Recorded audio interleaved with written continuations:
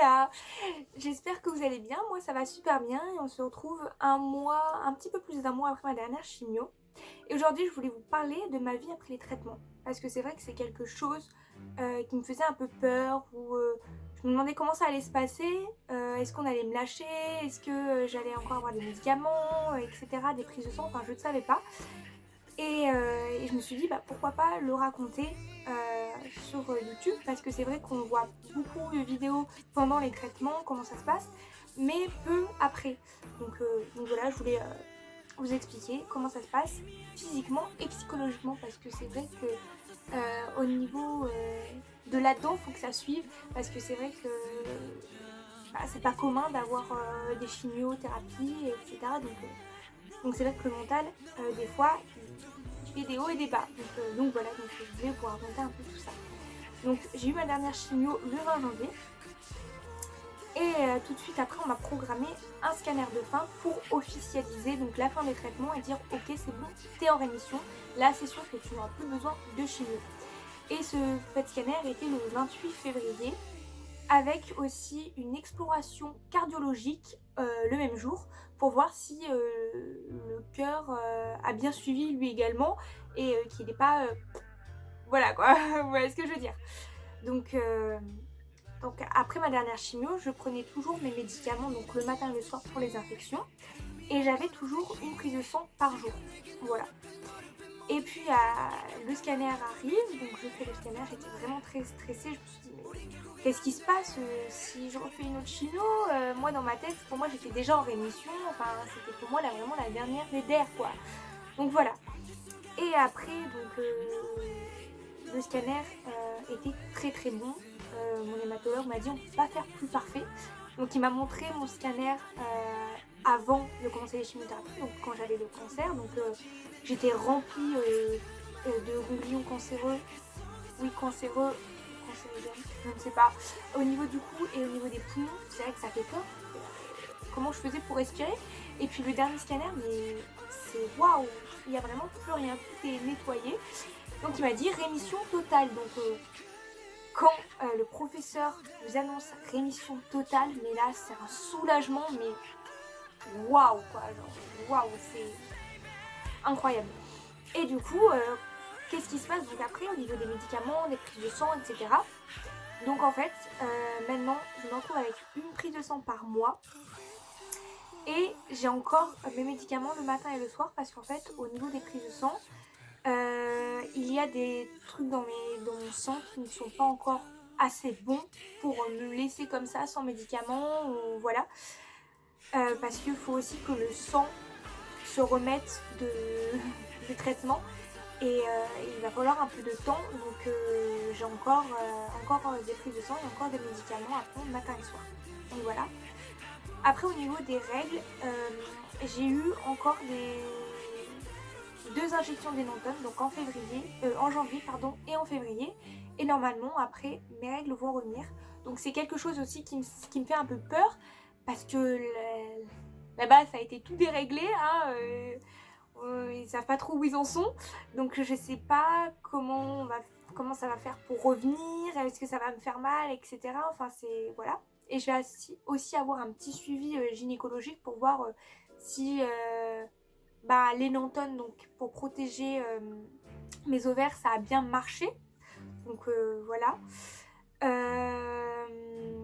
Donc mes cheveux repoussent hyper vite, enfin hyper vite. Ils repoussent, hein, tout le monde me dit dans mon entourage ils poussent hyper vite, moi je trouve pas, enfin ça repousse pas assez pour moi. Mais bon, le fait de retrouver tous les poils de son corps, on se sent déjà plus humain et ça fait du bien. Au niveau des cheveux, on se reconnaît un petit peu plus dans la glace, au niveau des sourcils, des cils. Ça fait du bien, mais vraiment c'est un soulagement, waouh, c'est incroyable. Donc maintenant je vais voir le professeur tous les 4 mois la première année. La deuxième année ça va être tous les 6 mois et après ça va être tous les 1 an pendant 5 ans il me semble. Alors je sais pas si c'est 5 ans ou 10 ans, c'est vrai qu'il y a pas mal d'égards, mais entre 5 et 10 ans, voilà. Mais sans PET scanner, juste une consultation pour dire c'est bon, tout va bien, ok, t'as pas de symptômes, etc. Donc voilà. Après, je suis toujours un petit peu fatiguée Donc je dors toujours pas mal. Voilà. Et puis aussi au niveau du cardio, j'ai plus rien. Par exemple, je suis allée faire une fête avec mes copines et donc on dansait, on sautait. Waouh! Waouh! Moi je pouvais faire des bonds de 2 mètres, danser pendant 2 heures non-stop. Là, au bout de 2 minutes, faut que je me calme. C'est vrai que là, je me dis, ah ouais, la chino là, ouais, ok. Voilà, donc ça c'est au niveau physique. Après au niveau mental, c'est vrai que je pensais que quand ça allait être fini et qu'on allait me dire t'as plus de cancer, enfin t'es en rémission, j'allais être la fille la plus heureuse du monde. Et ben non. En fait, quand ça se finit du jour au lendemain, bah ça fait bizarre quoi, ça y a une sorte de manque. Ça peut paraître bizarre, vous allez vous dire mais attends, ça lui manque là les retours à l'hôpital, les infirmières? Bah oui, c'est bizarre à dire.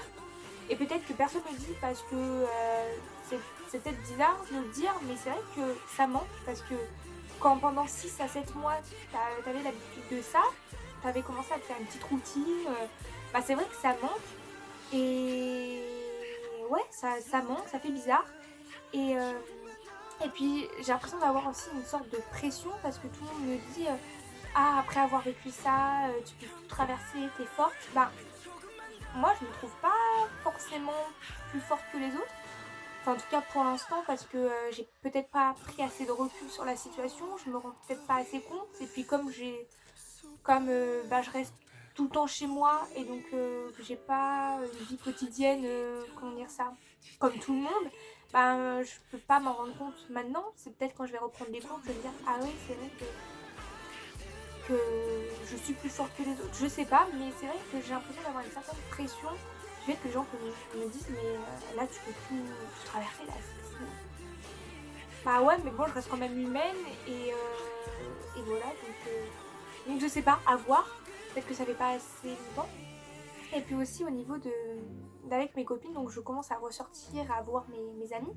Mais je trouve qu'il y a un petit décalage entre elles et moi parce que comme elles, leurs 6-7 derniers mois, elles les ont passés à l'école et moi dans des hôpitaux, avec des prises de sang, perfusion, machin, machin, machin.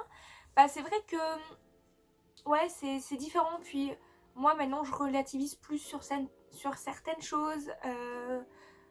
Que peut-être que les personnes sont en panique. Enfin, c'est vrai que je trouve qu'il y a un petit décalage. Peut-être qu'avec le temps, ça va aller un petit peu mieux. Mais c'est vrai que pour l'instant, ça... Ouais, j'ai l'impression d'être dans une autre dimension. Je saurais pas comment l'expliquer, mais c'est un peu bizarre.